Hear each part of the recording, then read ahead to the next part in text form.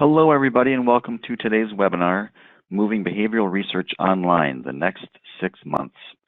I'm Joe Ridholm, editor of Quirk's Marketing Research Review. Our host today is Jonathan Asher, Executive Vice President at EyeSee. Jonathan, take it away. Good morning, and thanks to Quirks for providing this platform for sharing insights and ideas. Thanks to our client colleagues who are providing their thoughts and experience, and thanks to all of you who are in attendance. We are very fortunate to have 3 of our client partners with us today, and fortunately they come from very different categories, and they'll be sharing experience from various challenges, including shopper marketing, advertising, and e-commerce. First, we have Prabhakar Sundaram, who's had a range of insight positions with several media agencies, research firms, and on the client side has worked at a major grocery chain and 2 leading CPG companies. Currently, he is the Senior Manager of Global Insight at Energizer Holdings. Also, Shruti Saini has worked in strategy and insights at various media firms, financial service companies, and major CPG companies. She's currently at Anheuser-Busch as the Senior Director of Strategy and Insights for Budweiser and Bud Light, developing consumer-centric growth opportunities and innovations.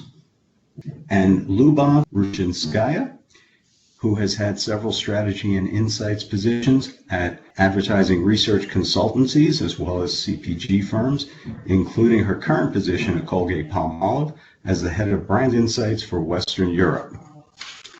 And I'm pleased to introduce my colleagues from EyeSee, Mirna, who is the Head of Insights and has worked at leading research firms and one of the major European telecommunications companies before joining EyeSee, and Olivier, our CEO and founder, who developed EyeSee after being at the PhD program in economics, where he became frustrated with the way research was being done, and he knew there was a better way. And in finding EyeSee, he realized that eye tracking, facial coding, and virtual shopping could all be done very well remotely. And that was the basis of the company he founded.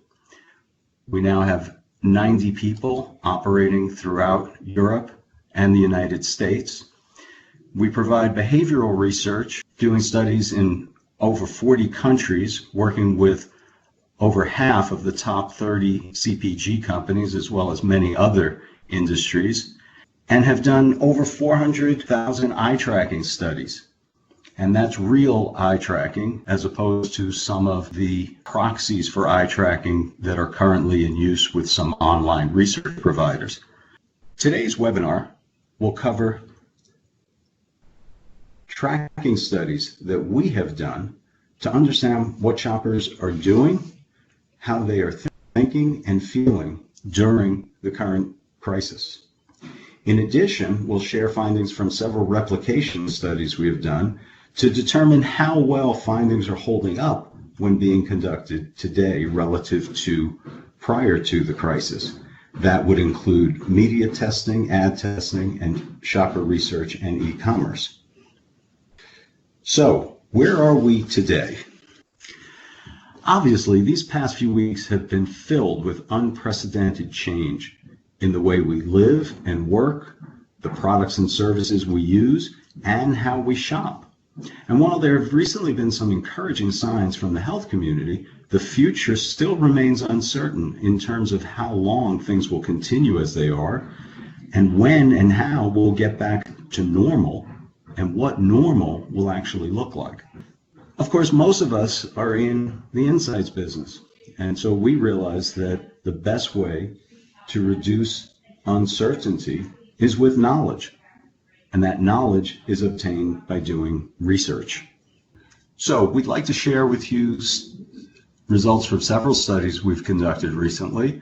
The first group of tracker studies, where we gauge what people are doing, how they're thinking and feeling. We've done that in both the US and in Europe, so that we have that perspective and comparison.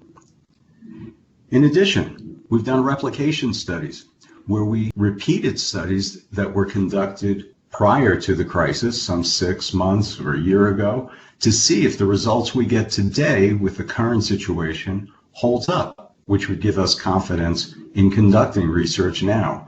We've done that for shopper studies, e-commerce, and social media advertising. What we're seeing generally in terms of current attitudes is that people are feeling uncertain, which in a way is a positive, that only a quarter of the people across the US, France, and Germany are feeling pessimistic or negative, with 3/4 being either unsure of where things are going or some of them actually feeling positive about where things are heading.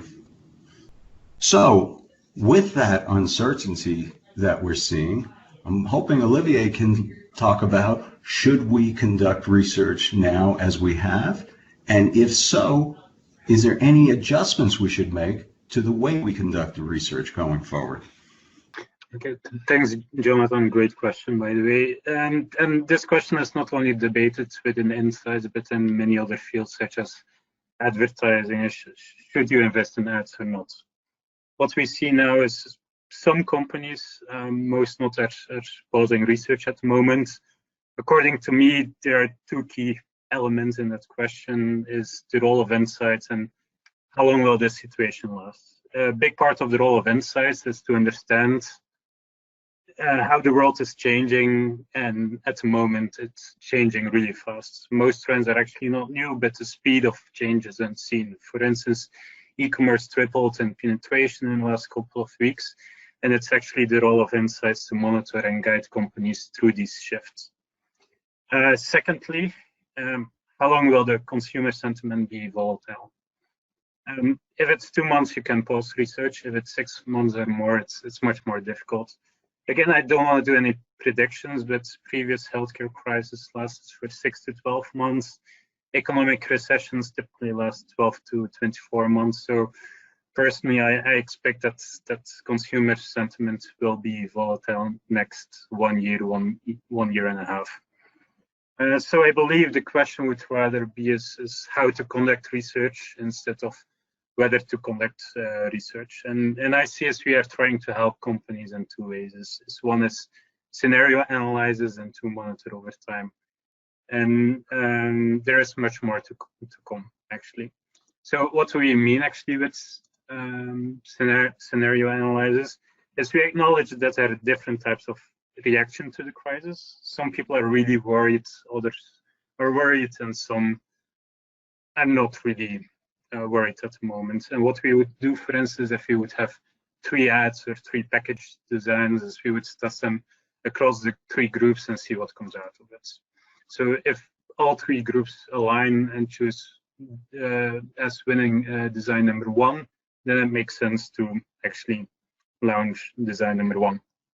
Now, in another case, we might have that group B who's worried and group C who's mostly not worried prefer design number 2, and group A who's very normative would prefer design number 2, and the other 2 groups number 1.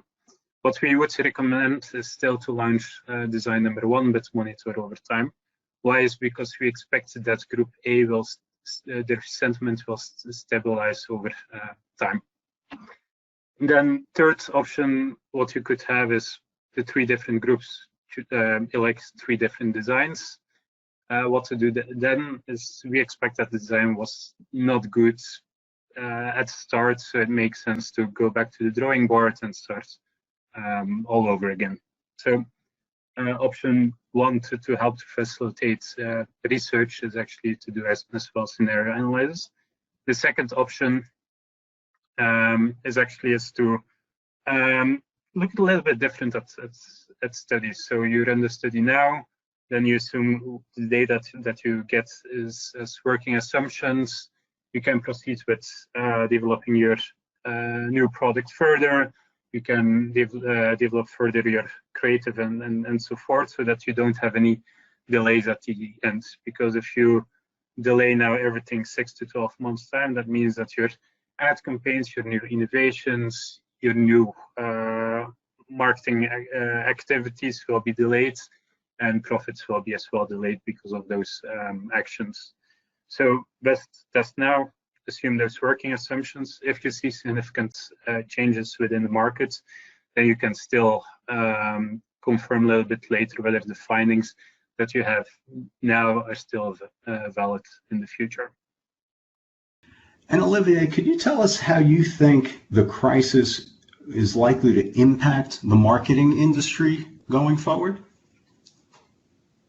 As mentioned before, I believe that the world will not be completely new tomorrow, but that trends will speed up.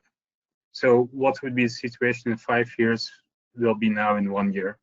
And what we expected in 5 years is the importance of understanding behavior, going from 30% implicit measurement to 78% implicit measurement. This will be much faster. That trend will become much faster. Next to that, even now, much more important than last year is speed and cost-effective solutions. If the market is changing so fast, then speed to get the data, to get the insights will be much more important. Next to that, thirdly, what we expect is certain solutions that were coming up will be becoming much more important. For instance, e-commerce testing. We saw last year, 2 years ago, quite a lot of studies passing by. Not according to my expectations. I would have expected much more because you see the trends, but now you don't have any other choice than to invest in e-commerce because about 30 or 40% of people are now buying online. Yes. So now turning to Luba, hoping you can help us understand how will the ongoing crisis impact various industries. We saw that there's some differences in sentiment in different countries, that things have hit different places at different times, and they're in a different state now. So what do you anticipate from a business standpoint going forward? Good morning, everyone, and also good afternoon for those who are joining from Europe. I hope that you hear me well. I'm very excited to be part of this panel discussion, and I'm very passionate about the topic. So the question that you have just raised, I think that many companies and leaders are trying to answer today. But before we jump to the conclusions, let's build our hypothesis on the past, because it's not the first time the world faces crisis. Undoubtedly, pandemic is a situation humans never faced before that will impact everyone. However, every crisis has patterns we can learn from. I'm a big fan of Jeremy Gucci, the CEO of Trend Hunter, who recently published a book of Exploiting Chaos that actually straight to the point and teaches us that chaos causes organizations to retreat. Crisis is not a good time for anyone, but it creates the environment to rethink and to reshape the strategy. Companies which find a way to recharge from the past will be successful.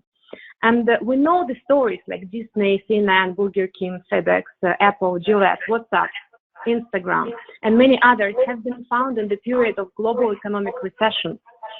Crisis creates urgency and desire and experiment. So we cannot predict the future, but we can predict scenarios and capitalize on disruption. Today, people are locked down, being afraid to get sick, and this fear drives action. They're stockpiling, staying home, eating healthy, improving hygiene. This is observed behavior that can evoke several scenarios.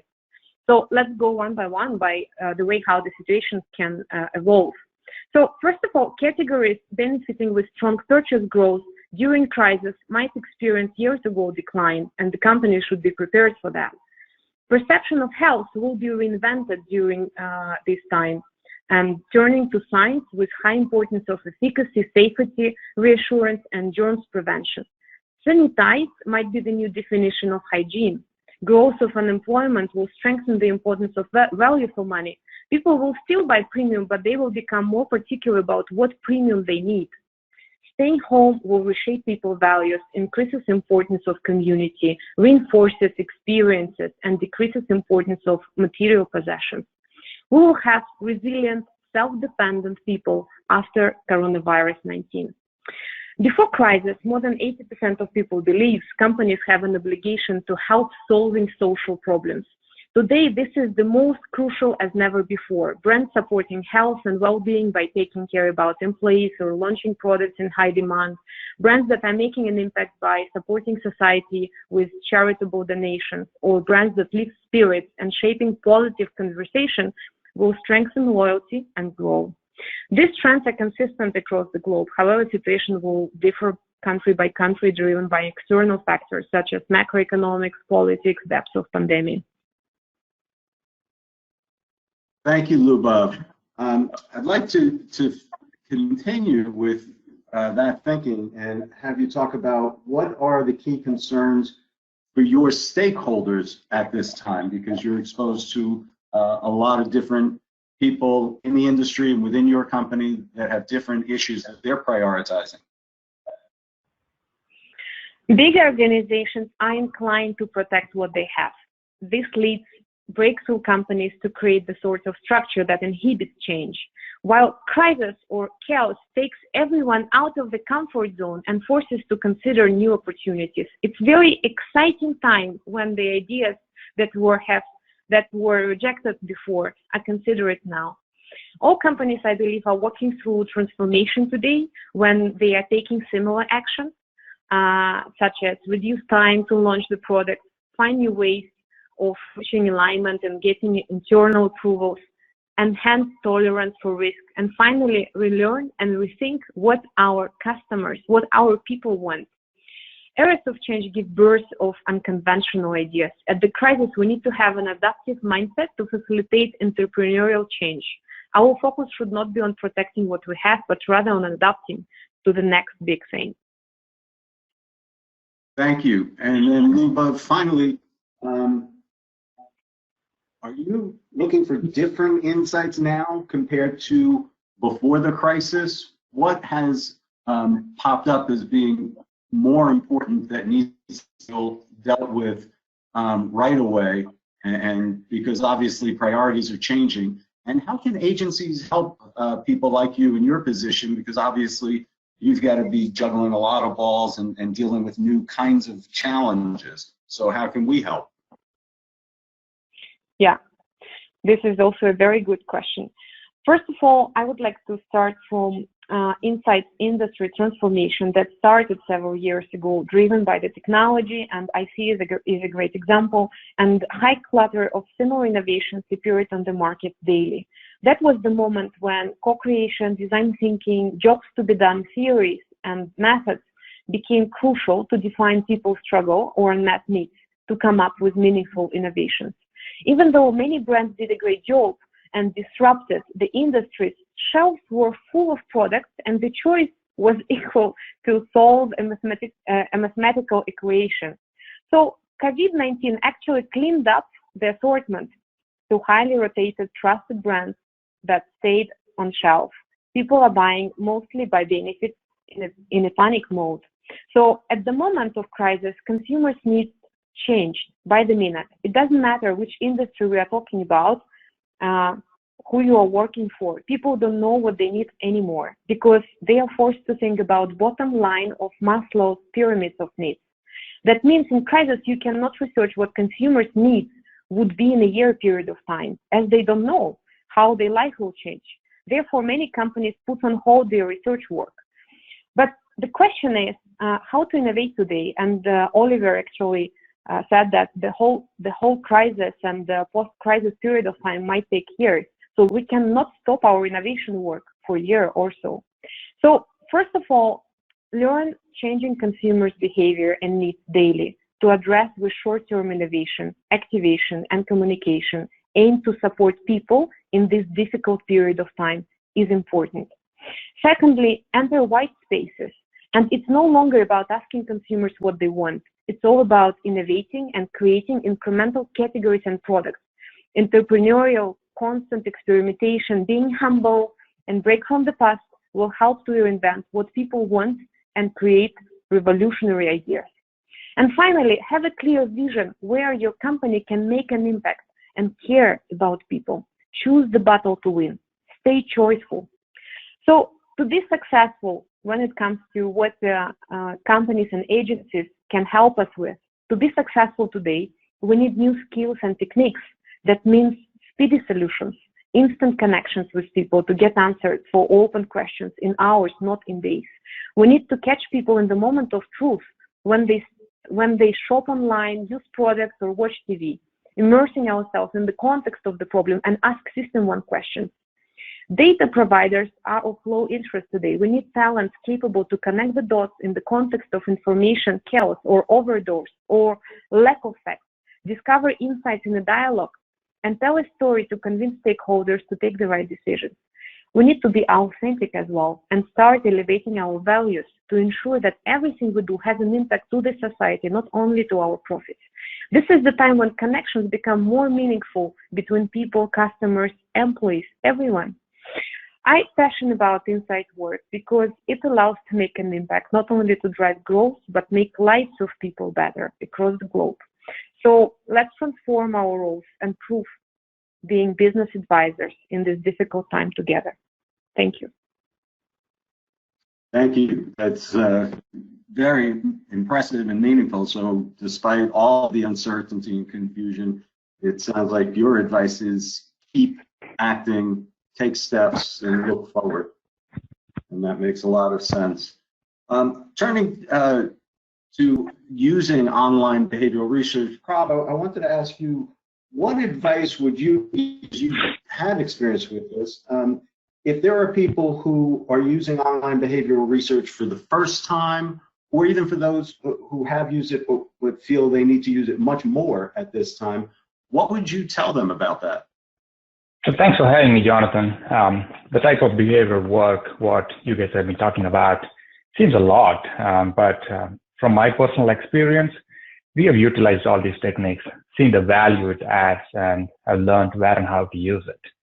And in fact, as Liubov just mentioned, we are conducting research, similar research in a few countries right now in Europe, and just wrapped up another piece of work in the US, UK, and Australia. So I wouldn't say in this time of the COVID-19 crisis, yes, we have slowed down a bit, but we haven't completely slowed down. Probably there might have been a couple of in-person work we might have done if it was not for this COVID-19. But we are adapting to it, moving it online, utilizing the online behavioral tools we have access to, and still getting the reliable learnings to keep us moving forward. The point what Olivier mentioned earlier, it is because the opportunity cost of trying to catch up with everyone else once this returns to the new normal are just too big. So we have to keep going. We have to understand the consumer mindset and make sure the learnings are applicable to our business. From another angle, the concern is there, but obviously consumer mindset has changed a bit than what it was a couple of months back. And this mindset will likely remain the same for the next few or several months. So either you do the research now or wait for a couple of months. I don't think it will make a lot of difference. But again, it depends on the topic you're trying to study, what you're trying to understand. But I'm talking about it in general. Now, looking at online behavioral research, it has its place, not just because of this COVID-19 crisis, but especially now with this crisis and the in-store, in-person type of research work probably likely to be shut down for the next few or several months. I think online behavioral work is the next best option to conduct certain types of research. Let's say, as an example, you're looking at a planogram or a shelf adjacency type of study, especially as a global brand. Setting it up as a virtual shopping study is faster, cost-effective, and it also makes the most sense as you're trying out multiple scenarios to benefit the category while also benefiting your brand. And if you're a retailer, you own the space, so probably setting a virtual shopping study might not have been a necessity for you.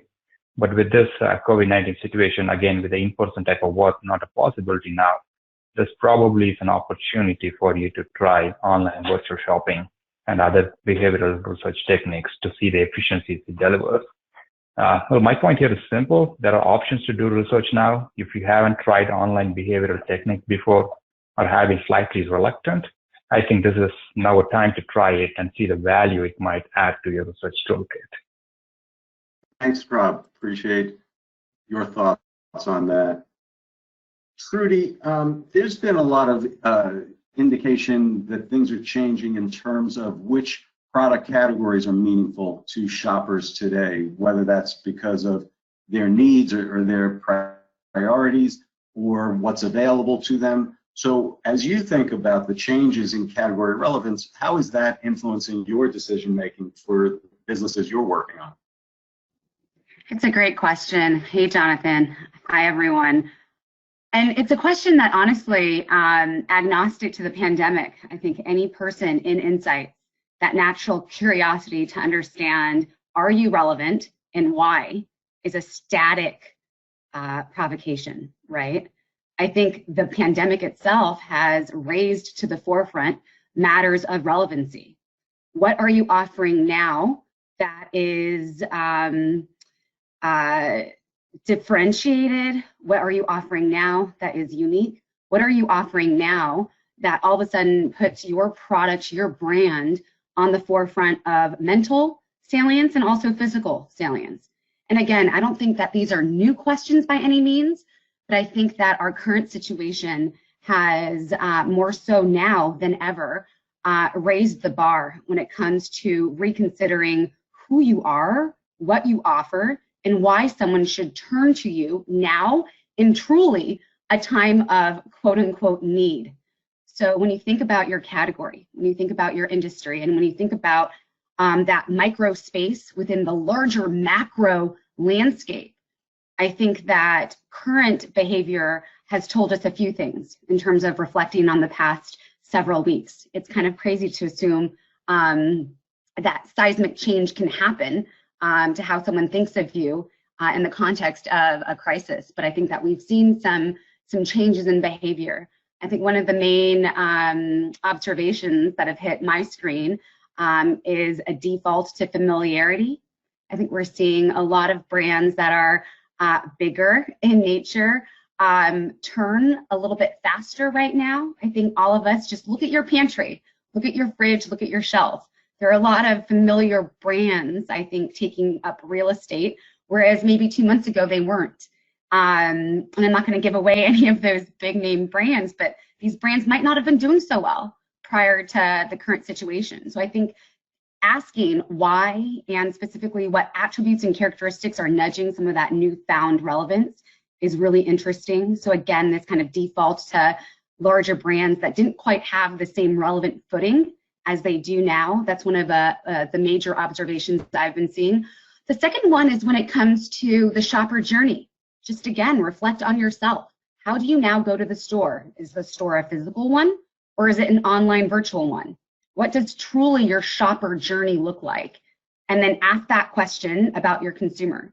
How is your consumer, given certain modifiers, who they're with, who's in the house, how big that household is, whose needs they actually have to serve on their shopping trip? What does that journey look like? And how has that changed? I think that's the second big observation, and some nuggets there around fewer trips. So we all talk about buy rate, right? What is buy rate? You decompose that into purchase size, into frequency. How much you buy and how often you go to the store. I think we're noticing that people are taking fewer trips, but they're stocking up. It's a little bit different from what was happening in the past, right? And then lastly, to kind of capstone this point, I think assortment and mix is changing. If people are stocking up, are they buying single serves? Maybe not, maybe not. So again, what does your lineup, your bench look like right now? And ultimately, how has your, Prab mentioned planogram, right? How has your planogram changed? And then my impression is that it's dynamic. And how we think about the next 6 days, 6 weeks, 6 months, it's a constant continuous learning stream around these observational points. Thanks, Shruti. That's so great, very thoughtful, provocative at the same time, really giving us a good amount to think about. Thank you. Moving into our next session, slightly different shift. We want to talk about media and ad testing and a combination of the replication studies we've done to see how well are things holding up if we do the testing now, but also have the benefit of our experts. So Prab, you've done a lot of ad testing, building on the ad replication study. What are some of your key learnings and best practices, having looked at those doing mathematics and ad testing? Yeah, sure, Ranjan. Just thinking about last evening when I was watching a show, I can recall the number of ads what I was exposed to. But today, probably we are consuming media probably more than what we were a month back by being forced to stay at home and us taking on more screen time. So ads, irrespective of where the economy is, still part of our daily lives. We have had some learnings from the 2008 recession that humorous ads consistently were top performers during pre-peak and post-recession periods, while promotional and value-focused ads consistently struggle. And ads that tell a story and ads with sentimental themes got a boost during the height of the recession. I'm not trying to compare what we're going through today to 2008, but the takeaway is advertising matters during tough economic conditions. And I'm sure there are lots of research partners doing a lot of work out there to try to understand consumer sentiments in a better way to see what message would be more appropriate for certain brands based on the current situations. Looking at a couple of best practices, from my viewpoint, anywhere we can implement the behavioral components, it adds value.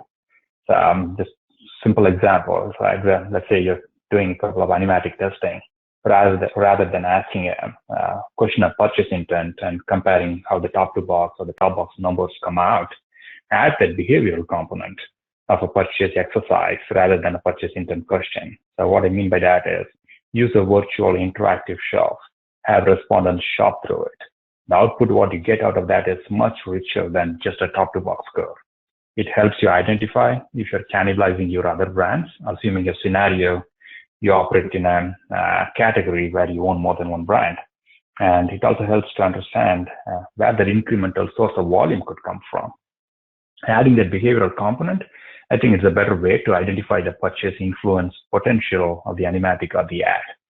And also using facial coding to the animatic testing. It helps the creative agencies big time to understand where the emotion peaks, drops down, and if it is peaking and dropping down at the right moments of the ad.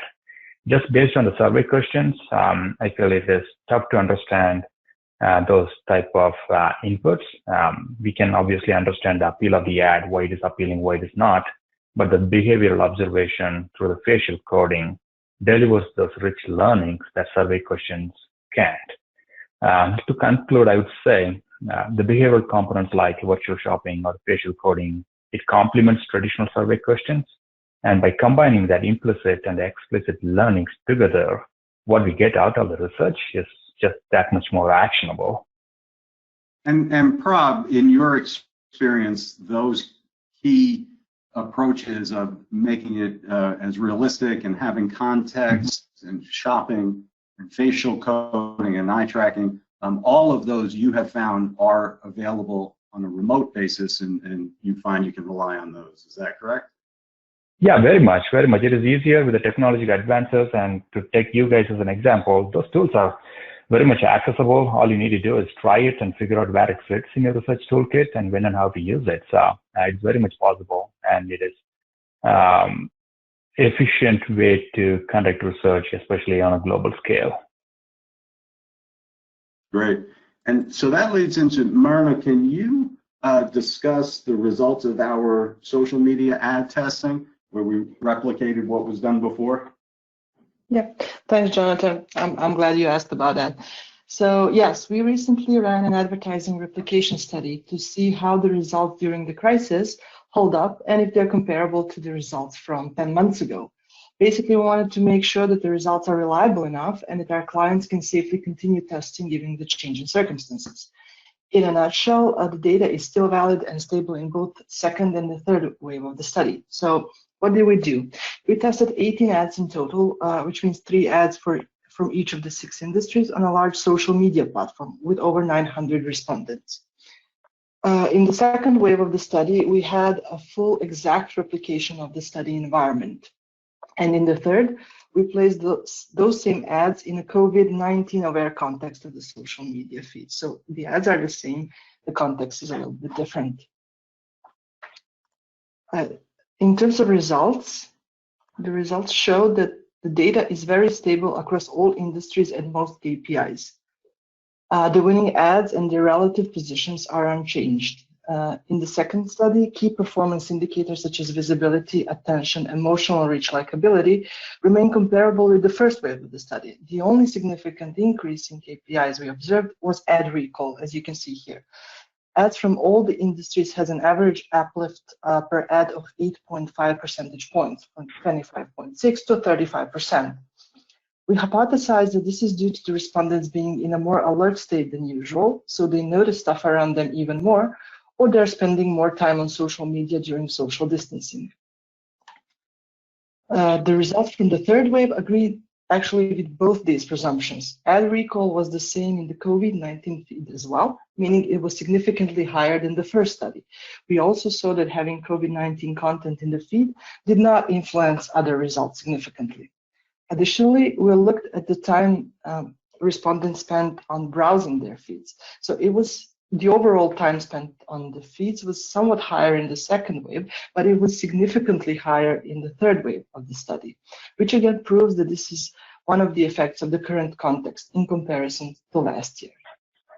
Overall, the stability of the results tells us that we can rely on both explicit and implicit data even during these turbulent weeks to pick out winning ads. The ads that are engaging and manage to break through the clutter to capture the attention of the respondents do so, regardless of the differences in the consumer sentiment or the current context. So if we want to speak about how to set up ad testing during upcoming months, I believe the usual advice is still applicable.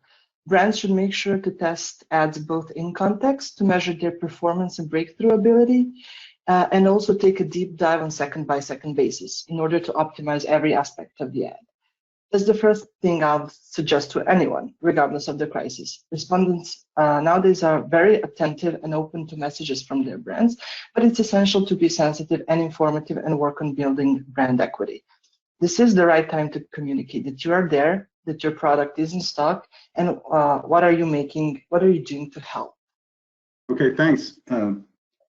Mirna, we're going to talk a little bit, and we're running a little late. We're going to try to quickly move through shopper and digital testing, what we've done, and where we can go from here. So, Prab, let's start with you. Do you find the organization is more insight hungry for certain types of studies and certain types of information now during the crisis? And if so, what's the priority questions for the kinds of virtual shopping that we've been talking about? Yeah, in terms of priority questions, I think it is very dynamic. Kind of Shruti mentioned it earlier. Consumer behavior is changing, and we got to change and understand what makes the most sense for us. Right? Right now, there's a drastic shift that is happening towards the online delivery methods, and consumers experiencing the convenience of that. I'm positive a noticeable portion of the consumer behavior that has shifted towards this online purchasing model is going to remain the same.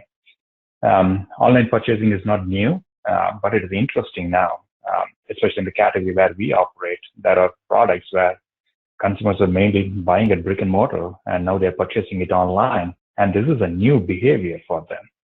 And with this behavior likely to remain the same, that now places a heavy emphasis to better understand the online path to purchase model and how and where we can influence consumers. The questions, probably what I'm about to say, is probably not new, but depending on the brand and category in which you operate, it is becoming more important to better understand how to influence consumers before they reach an online portal for shopping. Whether it is a traditional brick and mortar website or a pure play domain or a shopping delivery service provider. Let's say a consumer lands on Amazon, how can I make sure they click on my product on that product level page? And if I have successfully navigated them to my product detail page, I need to make sure they add my product to the shopping cart and not move away from my product detail page. And again, now with us not having the option to do in-person research work, identifying those technologically advanced research solutions and being able to do behavioral online research or behavioral research virtually is key. It creates efficiencies in the process and delivers insights at the speed at which businesses need it and the speed at which we are operating today.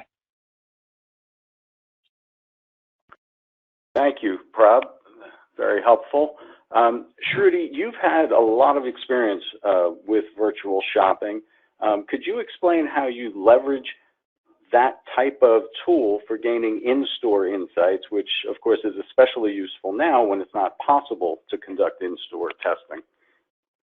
Sure, absolutely. I think part of the reason why virtual shopping was always attractive to me, and a reason why I also nudged my team to consider it as an approach, is because of course, the feedback loop. It's faster, and I think that the faster component does not compromise the output. And if anything, the output, which is largely implicit in nature, so understanding someone's implicit reactions through the facial coding and the eye tracking, is invaluable.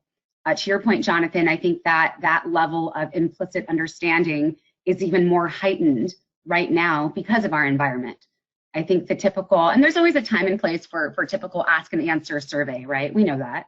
But I do think that right now we're in a very interesting period of time where we might not always get you know, the level of response that gives us the clarity that we're looking for to make decisions as consumer marketers and consumer insights leads. And part of the reason why I think virtual shopping has scaled in importance is because of that, and also because of the fact that the journey to the shelf has radically shifted, and certainly because of what's happening. But I think that there was always a shift and a movement to online, and I think that the virtual shelf is something that people are seeing more so than the physical one. So to do an exercise that models more of the true virtual reality that someone is experiencing, and to understand the contextual cues and codes of what a virtual experience is like, and to do testing that's native to that is tantamount. And what we're noticing personally is a lot of value in understanding insights around attention, breakthrough, some of the typical battery of metrics that we look for.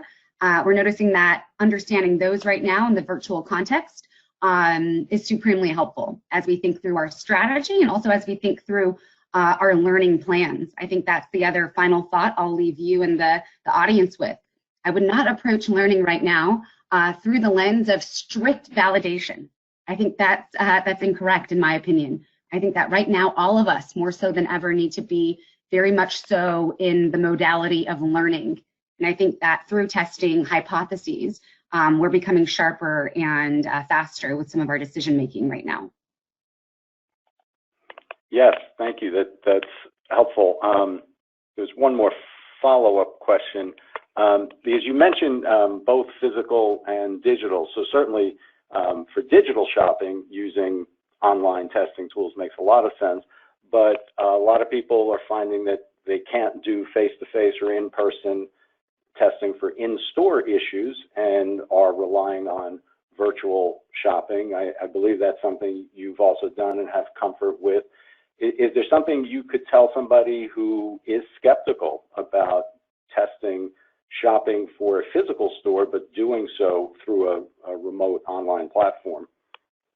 Sure. I think my immediate response, which hasn't changed as I've reflected on this question, is more so than ever right now is the chance to be more curious and more experimental with how you think about classic approaches. I think if you're someone who has always felt more comfort in the classic traditional way of in-person, no problem. There's going to always be a time for that in the future, and you can rebound to that. And I agree. There is a role for the physical. I think right now, as we are in a virtual environment, my point of view is that there is a lot of uptake and incremental value to supplement your learning holistically, and that the virtual environment, I think we are also realizing, is part of our future.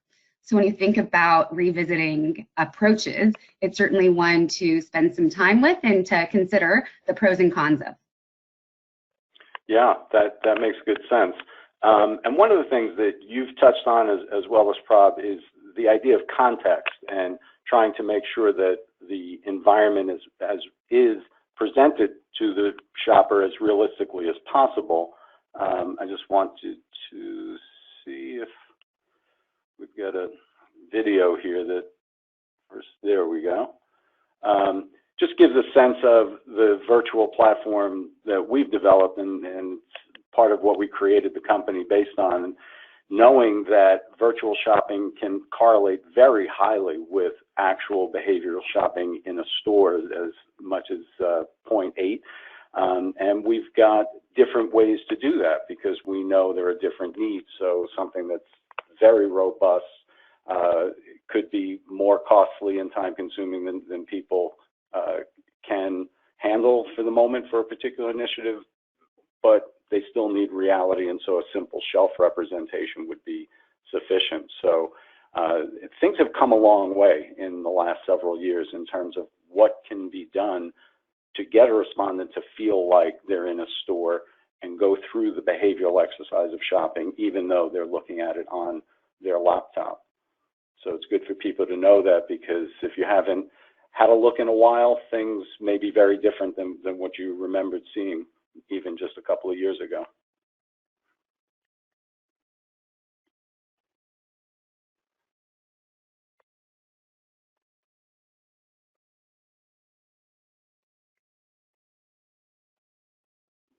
So from a flat shelf to something with a bit of dimensionality to full robust and a great deal of detail and all different levels of time and expense to create it. And Mirna, I thought this would be a good time for you to review with us the shopper research results for the replication study we did in that arena. Thank you, Jonathan. I'll try to be quick. So similar to the social media ad retesting, we also did something with shopping studies. So we took two categories that are fairly similar but fairly different as well, and simply redid the field work again to try and prove whether our results are stable even in the time of crisis. So overall, the two categories do see some movement toward decreasing number of different brands bought. Changes in the share of shoppers per brand are between 0 and 9 percentage points in the toothpaste category and 0 and 5 in beer. So that's overall the category. But between brands, we see that actually the positions are kept. Market leaders remain market leaders. Challengers also keep their position, while the very small brands remain. So there are no larger shifts, although we do record some movement. Virtual shopping is excellent for feeling out trends and on-shelf performance, but it's not the same as just tracking cash register data. Right now, many companies do have issues with their supply chain, so the current cash register data might be skewed because of that, and not because of consumer preferences. We can still use virtual shopping to evaluate relative performance indicators. For example, we'd say that packaging, POS material, and planogram testing are safe right now if you need to pick a winning design. You can also do new product and concept testing. Still, for these, we strongly suggest using the two approaches that Olivier mentioned somewhat earlier. So just to make sure that your results are stable even through time. So let's take a peek into the online world as well. When it comes to e-commerce, we have an interesting study coming right up. The results are being processed as we speak, and we will publish the findings in our next webinar, which will air on May 5th. So basically, we ran a tracker study on consumers from the United States, France, and Germany in the past few weeks.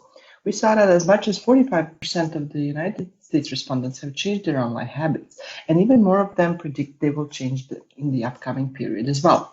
For most of them, this change means they will start buying online more frequently. We also saw that people will begin buying more non-perishable and locally produced goods, with Americans stocking up on over-the-counter medicine, larger packs, and multi-packs.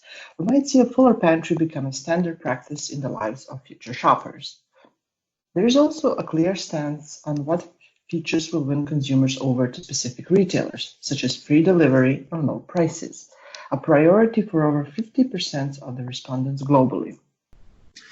Mirna, with increased e-commerce activity these days, even for CPG, Many marketers want to ensure that they understand how to best help their shoppers navigate these new waters. How would you suggest that they proceed? In general, we find there are three possible levels on which you can run e-commerce studies. Level 1, which is online shopper strategy, including motivations and full journeys, who buys, on which websites, and how frequently and why. There's level 2, online shopper behavior for a specific website. How do shoppers navigate the site, which pages are visited, and what are the key shopper marketing assets? And level 3, which is tactical impact studies for optimized shopper marketing assets. This applies for most websites and answers the questions such as what are the best practices for the shopper marketing assets to maximize the impact on purchase decisions. For example, this would be testing your online package design.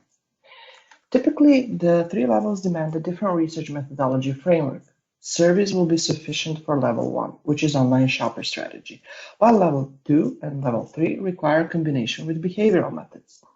Furthermore, the level 3 study requires an experimental design to understand the impact on sales uplift. So, for example, this will be ABC testing of online package design or an online ad execution.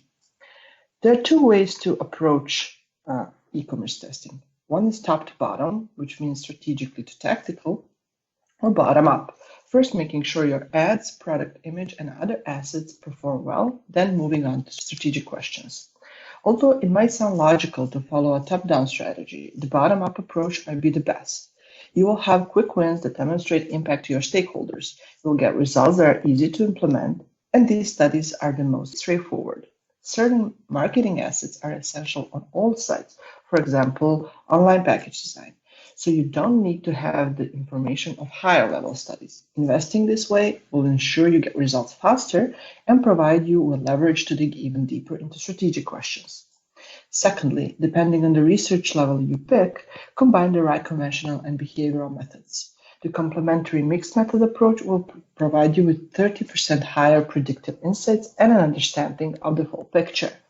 Lastly, pick an appropriate specific retail website to test. And make sure to test in context. Being able to expose respondents to testing environments that are visual and functionally the closest to the actual retail website ensures a higher correlation with the real purchase behavior. So to provide just a broad overview of what we covered today, which was quite a bit of good information from everybody's experiences, I guess it comes down to what I consider three broad areas and things to think about. The first is it makes sense to continue doing research at this time. Now, obviously, that varies some with what the situation is that your company is experiencing, and it may vary on what topics you do research. But for most marketers who are anticipating re-engaging with shoppers in the coming months, now is the time to formulate plans for what that re-engagement would look like so you can hit the ground running when the time is right. And part of that planning is to understand how shoppers are thinking, feeling, and behaving, and how they might respond to something new that you're planning to introduce in the market. And we've seen that the research does hold up, and there are ways to include questions about what their sentiment is at the moment, and we can split the data accordingly. But in addition, we want to be flexible because the current conditions are different, and some of the traditional approaches that we might have been comfortable using or been very accustomed to for many years simply may not be viable right now, or they may not work as well. So the idea of being open, we heard a couple of the panelists talk about it, be open to newer ways of doing things, either that you've used a little bit but not fully embraced or had never used. Now could be a good time to understand those more fully and frankly take a chance. Vet them carefully because you want to make sure you know what you're getting, because sometimes something looks like it's providing a outcome, but it may not. So fully understand it, but be open to new possibilities for these new conditions. And then finally, make sure you're also learning about these new behaviors. We know that people are doing things differently, how they're shopping, what kinds of products they're buying, how they're using products.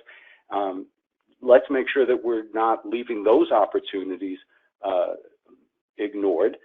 Just as simple as e-commerce, much more shopping online for CPG products than was ever the case. Now, it may not be exactly perfect. People are finding a lot of out of stock or long delivery times, so it may not be fully representative, but since people are doing it, it's a good opportunity for you to understand how are they doing it, what are the challenges, how can we better address their needs. So those are the things I think we're all sort of coming away with, that it makes sense to keep doing research, think about how you might do it differently, and also what are some other things to be testing that you might not have thought of otherwise. And I'll just see if our speakers have any quick one thing to take away. We had talked about that as a possibility. I think we still have time for that. Prab? Yeah, I can jump in really quick. To me personally, online behavioral research, it creates efficiencies in executing research, especially on a global scale. And as I mentioned earlier, anytime you combine implicit and explicit techniques, the learnings are just rich. You have to try it if you haven't to see where it fits in your research toolkit. Great, thanks. Shruti, is there one thing you want people to take away from today's session? Yeah, I would say we're all natural, again, consumer marketers, and I would say put on that detective hat now more so than ever, be alert, and don't be afraid to go back and revisit how you typically approach learning and think through it in more of a disruptive manner as we're all heading into a largely virtual environment. Great, thank you. Liubov, one big takeaway? Yes. So I think that this was a super great, very inspiring session.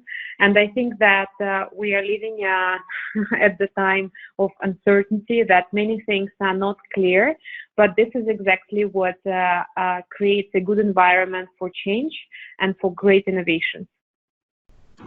Okay, thank you everyone for your great insight on these topics. Thank you to the audience for joining us today. If you have additional thoughts or questions, please feel free to reach out to us. You can use the email on the slide here.